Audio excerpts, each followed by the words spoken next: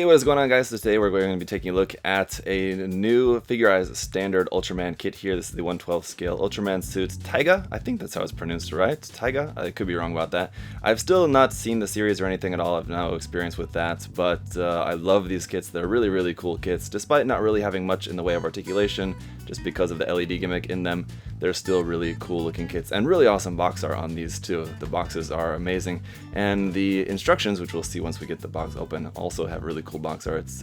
From my experience so far, the box art and the artwork on the instruction manual is different, and in the case it always ends up being that we got really awesome artwork on both. So before we get into it, as always, a big thank you to USA Gundam Store for their support. Guys, check the link down in the video description below and go to USA Gundam Store. You can save 10% off everything there on the site, and check out the different Ultraman kits there and see which one you like. They're all pretty much the same in terms of the pros and cons of them, but this one does look especially cool. When it was first announced, actually, to be honest, I wasn't really all that into the design, but as I've seen more of this, I've gotten a lot more into it, and I'm really looking forward to this now. So as here on the sides, we just kind of got the same thing there on the front of the box, but down here on the bottom, we've got a lot more to see here.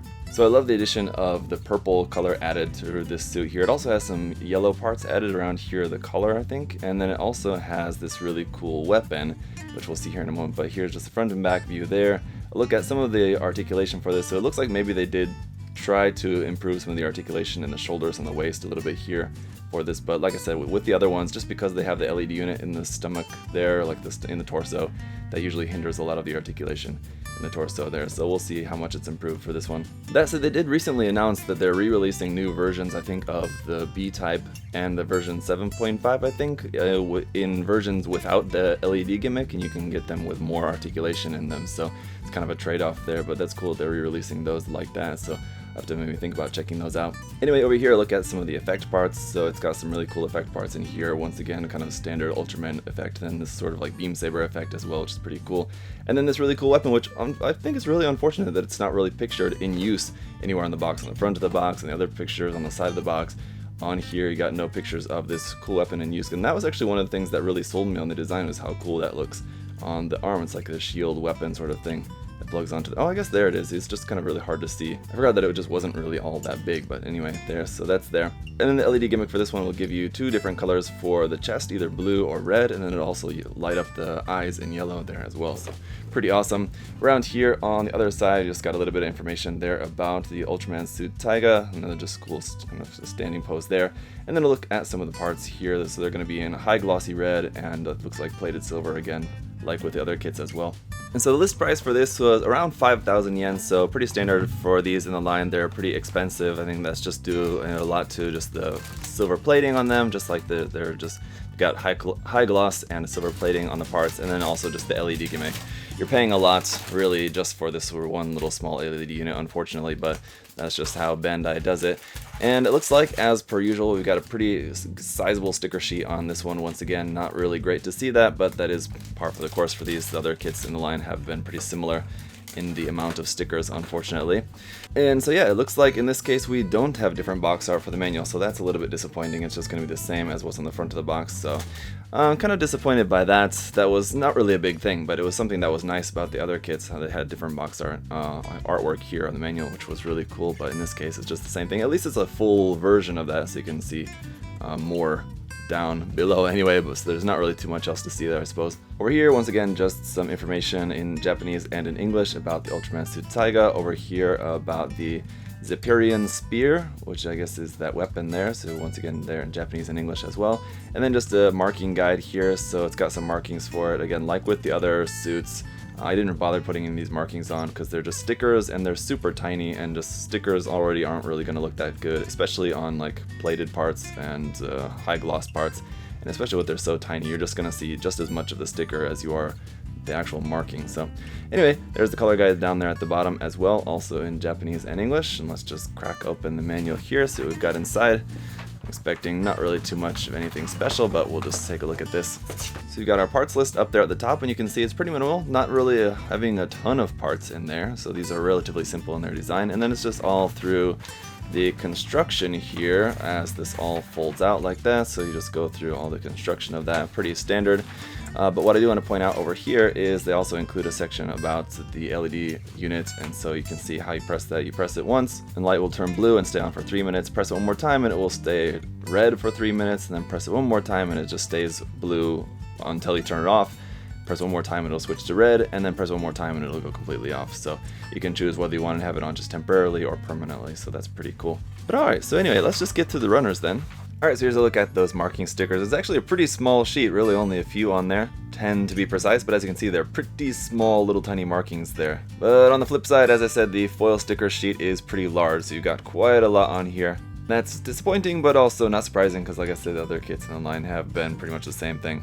Here's just a look at our LED unit. As you can see, it has the two lights, one for the chest and the one that will go up through the neck to light up the head. And SB13, a very familiar runner for Gunpla builders, because it's the standard 1/44 scale beam saber runner here, but in this case it's in light blue instead of kind of the standard pink for most Gunpla. But alright, then runner A here is in 4 colors. As you can see, we got some clear yellow at the bottom. That's just going to be for the clear part going up through the neck, and then the clear part for the eyes. Got some red here and a pretty high gloss there, and then some high gloss purple over there on the side. Then you got your effect part up there, which is in just like a kind of milky clear color. I'm surprised actually by the color that it's not actually clear blue.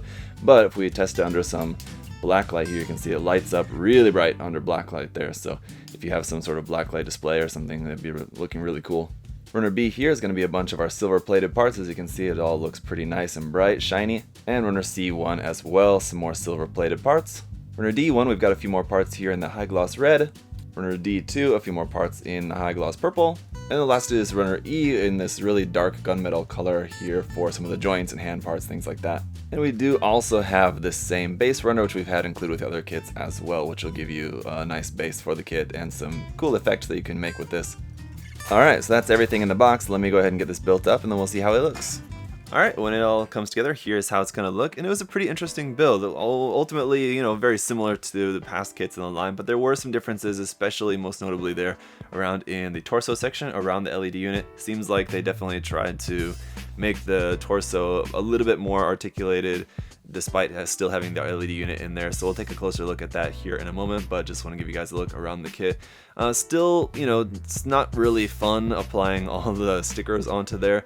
It's definitely not quite as bad as some of the past kits though. The stickers that are on there are, you know, not great, but at least it doesn't have like a ton of stickers, like especially on like making up some very large color apps, like for like the size of the body that we had on a few of the past kits. We had like 5, 6, 7 stickers making up one large section of color. It's not quite like that, so it's a little bit more understandable in this case, but still wish that maybe for like the stickers on the legs, those big brown, darker gray stickers there on the legs, that could have been like a separate piece or something, a couple separate pieces to go on there to make that up, so you wouldn't have to use stickers for that. But again, still though, it comes out looking very cool, and I'm looking forward to trying out some poses with this and seeing how well it pulls off some cool poses.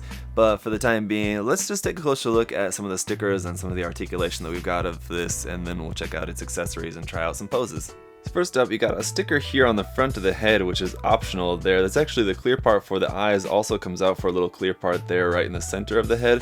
And so if you want to have the light showing through there, you can, or you can cover that up with the sticker as it shows here. So it's just kind of up to you how you want to do that. I just, for the time being, just stuck the sticker over that.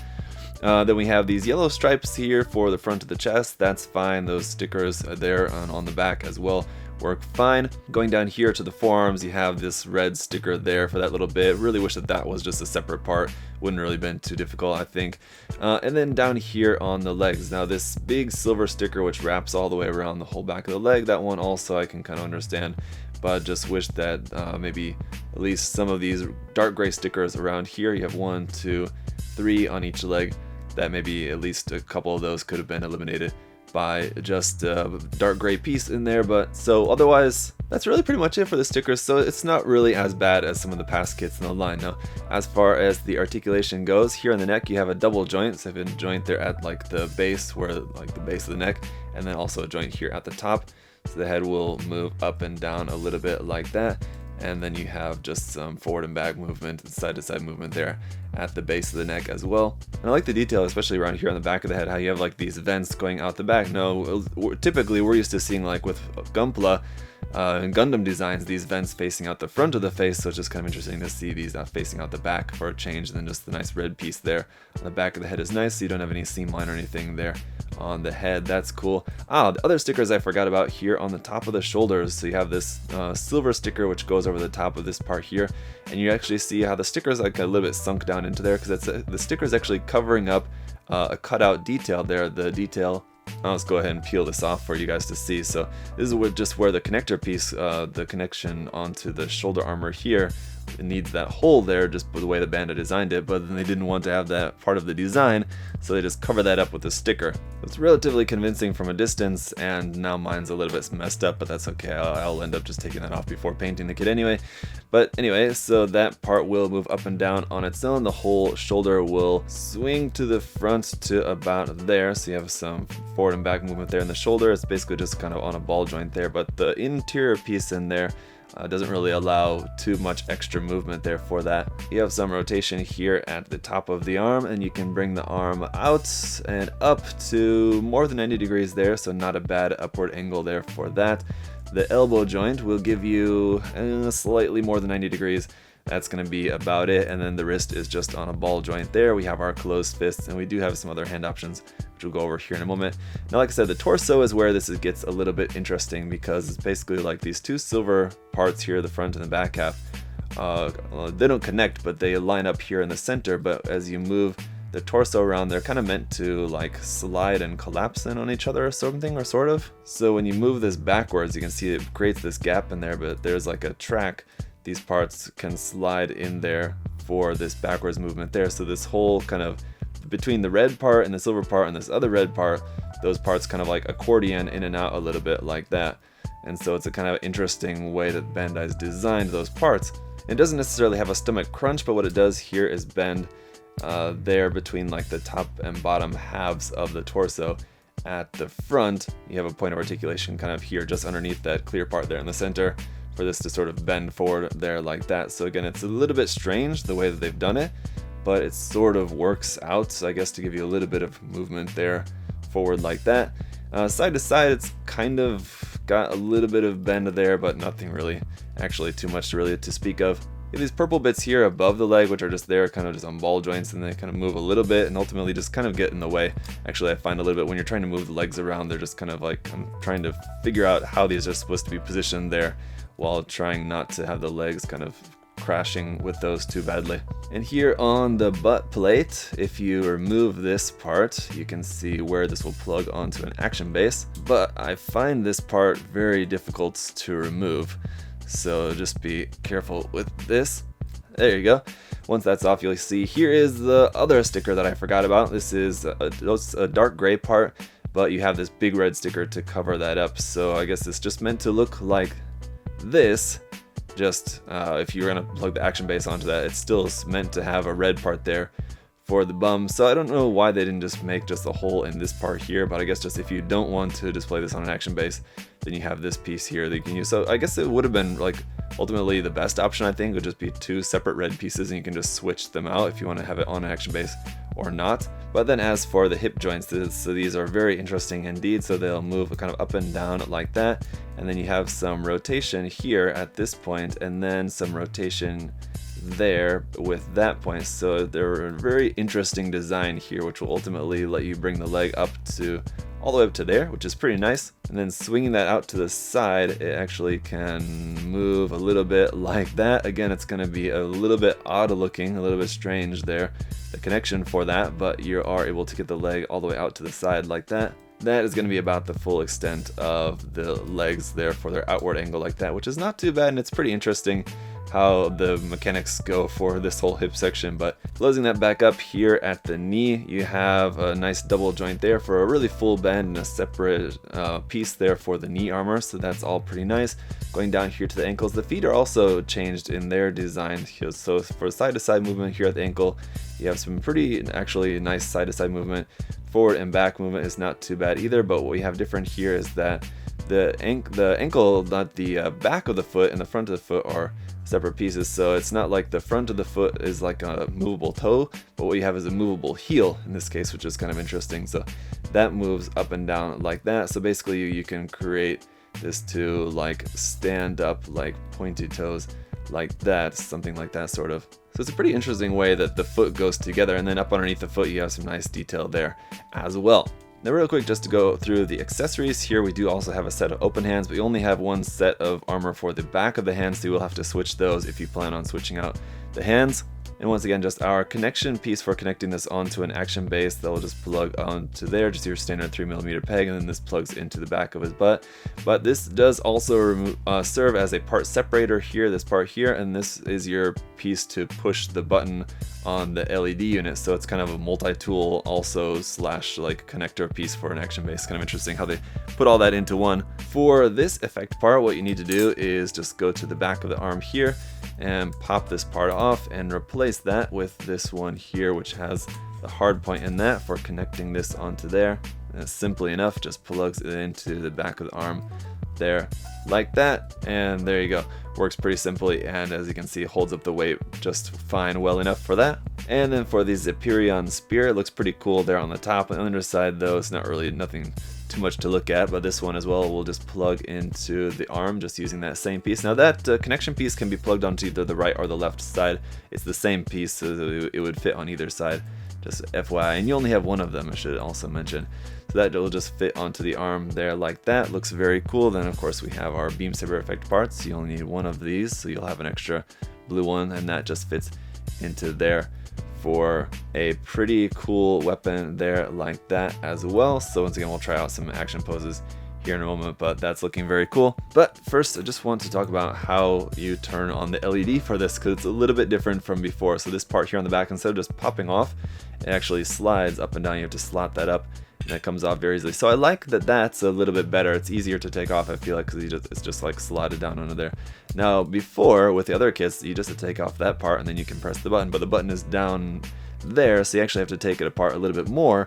You have to pull off this whole section of the kit here, which is just that front connection there. And now you can get to the button here, and then once again, if we remember from the manual, pressing this once will turn it on blue, and it'll stay on for 3 minutes. And so that looks very cool. Let me just drop down the brightness here of my camera so you guys can see that a little bit better. But yeah, that blue light is really nice and bright, and then the eyes look very cool as well. Press that again and it will turn to red. It'll turn off and then turn back on with red like that. The light up sequence for that is pretty cool. So that'll just stay on for 3 minutes. We press it one more time, then it'll turn off and go back to blue again, and now it'll just stay on indefinitely until we turn it off. And then one more time, just goes back to red. And now that will stay on like that, red indefinitely until it goes off, and then we press it one more time and it will just turn off. So there you go, there's the sequence for the LED unit. Alright, then for just a quick size comparison here, it is compared with a 1/44 scale HG Gundam kit, and as you can see, going to be a little bit taller than that for sure. Definitely not up to the size of like a master grade kit, but somewhere in between the two.